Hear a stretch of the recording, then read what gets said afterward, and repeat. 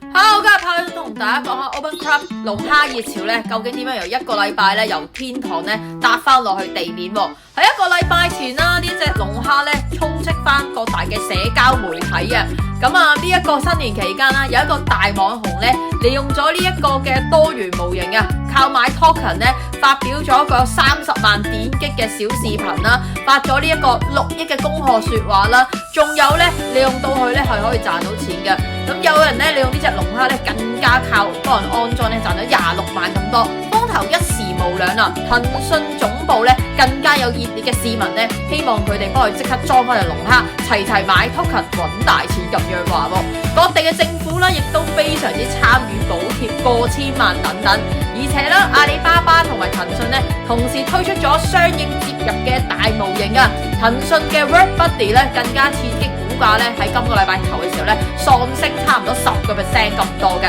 但係好快啦，呢一個嘅龍蝦熱潮咧就俾人找出啲毛病啦。例如啦，佢可以係用一個管理員身份咧接管你嘅企業嘅微信號啦，同埋就係電郵系統啦，甚至乎銀行嗰啲登入都做到喎。咁導致到咧呢一個嘅認證咧同埋呢個安全危險咧受到呢個非常之大嘅震撼衝擊啊！琴日咧好多嘅政府機構啦同埋銀行咧都紛紛咧直接 ban 咗隻龍蝦，就係話唔准接入啊！所以咧相關嘅龍蝦股票咧今日跌得非常之慘烈下嘅噃，唔知你又點睇呢隻龍蝦嘅貢獻呢？其實喺呢個 AI 年代咧，大家要跟實翻個大市咧，了解翻唔同大模型帶到俾我哋啲咩生活方便，同埋當中利與弊咧，大家先係共同成長嘅喎。今集嘅小分享到呢度啦，記得 follow 翻我金融獵豹，記得買透明用 everything， 我哋下次再見啦，拜拜。